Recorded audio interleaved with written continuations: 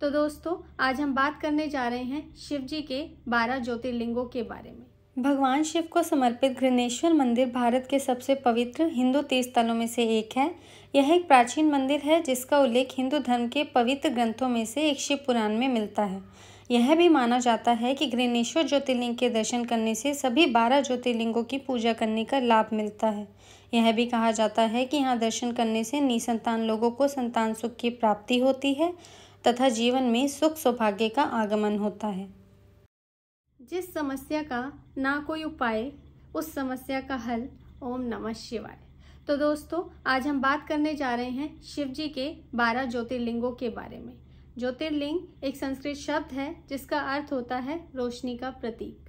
अब तक जो सबसे बड़ा और प्रसिद्ध ज्योतिर्लिंग माना गया है वो है सोमनाथ, लेकिन आज हम जिस ज्योतिर्लिंग की बात करने जा रहे हैं वो सबसे अंत में 12 ज्योतिर्लिंगों में से आखिरी ज्योतिर्लिंग है घृणेश्वर, जिसे घुश्मेश्वर भी कहा जाता है। यह दौलताबाद से 12 मील दूर एक गांव वेरूड़ के पास स्थित है।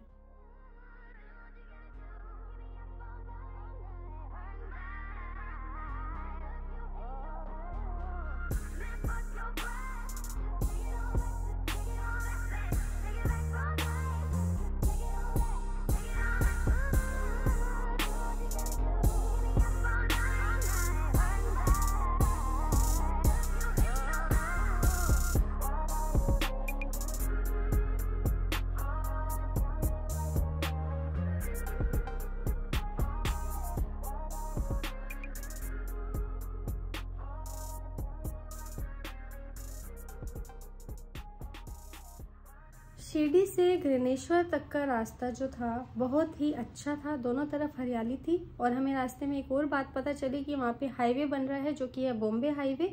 तो आप आगे आने वाले टाइम में बहुत ही आसानी से और बहुत ही जल्दी बॉम्बे तक भी पहुँच सकते हैं। अभी ये हाईवे का जो है कंस्ट्रक्शन चल रहा है जो कुछ ही समय में पूरा हो जाएगा।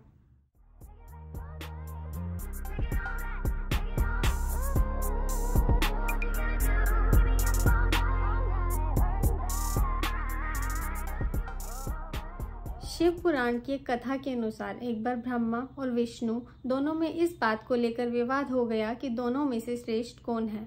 तो शिव जी ने दोनों के इस भ्रम को समाप्त करने के लिए एक महान ज्योति स्तंभ के रूप में प्रकट हुए और दोनों ही उनका था नहीं कर पाए। तो इसलिए इसे ज्योतिर्लिंग कहा जाता है, क्योंकि ज्योति का अर्थ होता है रोशनी और लिंग का अर्थ होता है प्रतीक। तो शिव जी का ज्योति के रूप में प्रकट होना और सृष्टि के निर्माण का प्रतीक होना ही ज्योतिर्लिंग कहलाता है।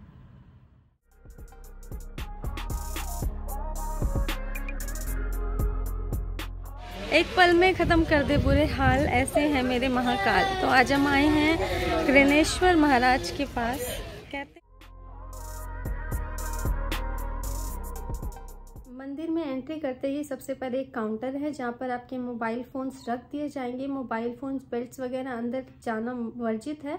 और मैंने पूरी कोशिश की है कि मैं जितना कवर कर सकती थी मैंने वो कवर किया है। और मैं आपको दिखाऊंगी कि किस तरह से घृणेश्वर मंदिर में आप दर्शन कर सकते हैं।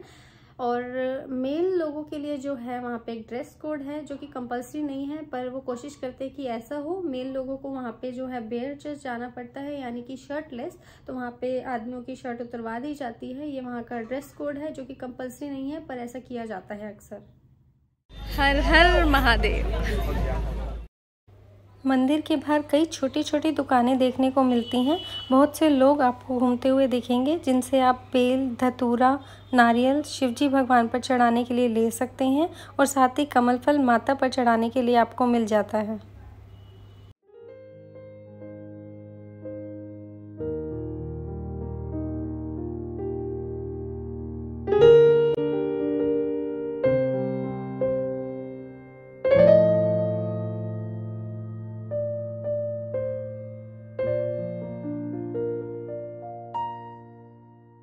मैं दर्शन लाइव नहीं करा पाई बिकॉज अंदर अलाउड नहीं है। अच्छी बात है, अगर हम लोग फ़ोन ले जाएंगे तो हम लोग दर्शन अच्छे से नहीं कर पाएंगे, बट मैंने कर लिया। मेरे बिहाफ पे आप लोग भी कर लेना। ओम नमः शिवाय के नारे लगाते रहिए तथा शिवलिंग के दर्शन करते रहिए। आइए तब तक जानते हैं कि इस मंदिर का नाम घृणेश्वर कैसे पड़ा। एक बार एक अत्यंत तेजस्वी ब्राह्मण सुगर्मा थे तथा उनकी पत्नी का नाम था सुधेया। ये दोनों आपस में बेहद प्रेम करते थे, परंतु इनकी कोई संतान नहीं थी। ज्योतिष गणना से पता चला कि सुदेहा कभी गर्भवती नहीं हो सकती, लेकिन वह फिर भी संतान चाहती थी, तो उसने अपने पति से आग्रह किया कि वह उसकी छोटी बहन से विवाह कर ले। सुधर्मा ने पहले तो यह बात नहीं मानी, परंतु वह अपनी पत्नी की जिद के आगे झुक गया तथा उसने उसकी छोटी बहन सुगश्मा से विवाह कर लिया। सुगश्मा बहुत ही चरित्रवान थी, वह शिवजी की बहुत बड़ी भक्त थी। वह रोज शिवजी के 101 शिवलिंग बनाती थी तथा बाद में उन्हें तालाब में जाकर विसर्जित कर देती थी।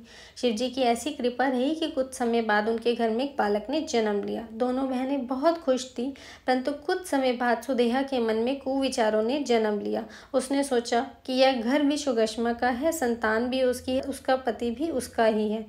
इन कुविचारों के चलते एक दिन उसने घुश्मा के युवा पुत्र को रात में सोते समय ही मौत के घाट उतार दिया तथा उसके शव को तालाब में जाकर फेंक आई। यह वही तालाब था जहाँ घुश्मा हर रोज पार्थिव शिवलिंगों को फेंका करती थी। जब सुबह हुई तो पूरे घर में कोहराम मच गया था। घुश्मा और उसकी बहू फूट फूट कर रोने लगे, लेकिन घुश्मा ने शिव में अपनी आस्था को नहीं छोड़ा। उसने हर दिन की तरह इस दिन भी शिव की भक्ति की। पूजा समाप्त होने के बाद वह पार्थिव शिवलिंगों को फेंकने तालाब पर गई तो उसका बेटा तालाब के अंदर से आता हुआ दिखाई पड़ा। ऐसा लग रहा था कि वह कहीं से घूम कर आ रहा हो। तभी शिवजी भी वहां प्रकट हुए। उन्होंने घुश्मा से वर मांगने को कहा, लेकिन शिवजी सुदेहा की इस करतूत से बेहद क्रोधित थे और वे अपने त्रिशूल से सुदेहा का गला काटने को उद्यत थे। लेकिन घुश्मा ने शिवजी से हाथ जोड़कर प्रार्थना की कि वो उसकी बहन को क्षमा कर दे। घुश्मा ने शिवजी से प्रार्थना की कि वो लोक कल्याण के लिए वो इसी स्थान पर हमेशा के लिए निवास करें। शिवजी ने घुश्मा की दोनों बातें मान ली और ज्योतिर्लिंग के रूप में प्रकट होकर वहीं निवास करने लगे। यही कारण है कि इसका नाम घुश्मेश्वर महादेव पड़ा। इसे घृणेश्वर के नाम से भी जाना जाता है।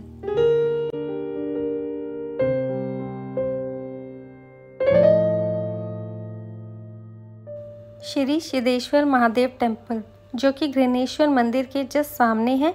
यहाँ पर आप भगवान शिव के शिवलिंग के अच्छे से दर्शन कर सकते हैं और अपनी मनोकामना की पूर्ति कर सकते हैं।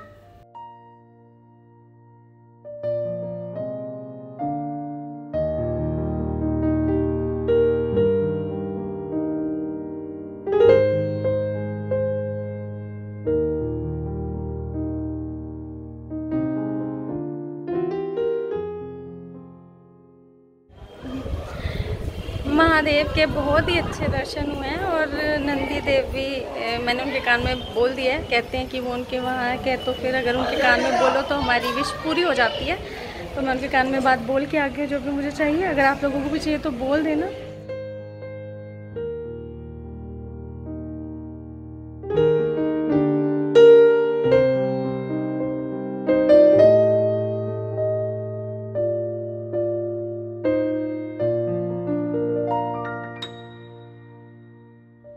वैसे तो दुनिया भर में भगवान शिव के काफ़ी शिवलिंग देखने को मिलेंगे, लेकिन इन 12 स्थानों की खास बात यह है कि जो यहाँ पे शिवलिंग है उसके ऊपर स्वयं भगवान शिव ज्योति के रूप में मौजूद है।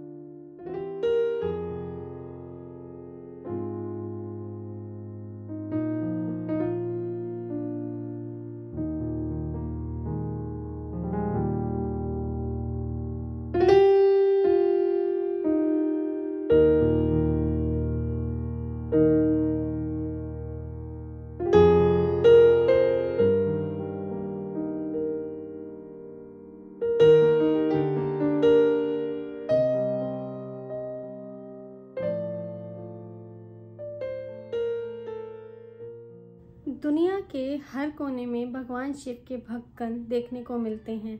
ऐसा माना जाता है कि अगर आप सावन के महीने में शिवलिंग की पूजा करते हैं तो आपको बहुत से पुण्य प्राप्त होते हैं, और ऐसा माना जाता है कि अगर आप पूरा महासावन के महीने में शिवलिंग की पूजा करें तो आपके सारे पाप धुल जाते हैं। और अगर बात रही ज्योतिर्लिंग की, ज्योतिर्लिंग के पूजन करने से हमें अक्षय पुण्य की प्राप्ति होती है।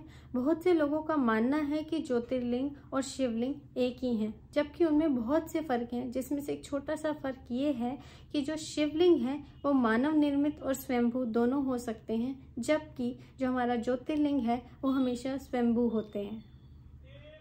वापसी में आते हुए आपको एक छोटा सा मार्केट देखने को मिलेगा। दोनों ही तरफ छोटी छोटी दुकानें हैं जहां से आप अपने लिए बैग्स, मालाएं या फिर कड़े इत्यादि खरीद सकते हैं।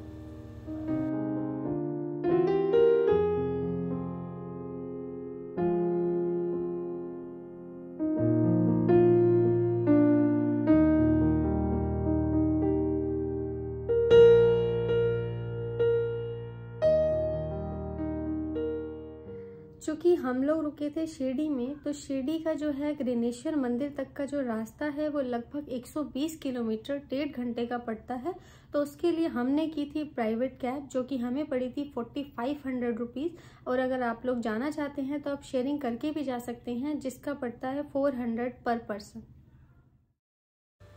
भगवान शिव के ग्रिनेश्वर ज्योतिर्लिंग के अच्छे से दर्शन करने के बाद अब हमारा सफ़र चल पड़ा था एलोरा केव्स की तरफ, जो कि ग्रिनेश्वर मंदिर से 10 मिनट की दूरी पर है।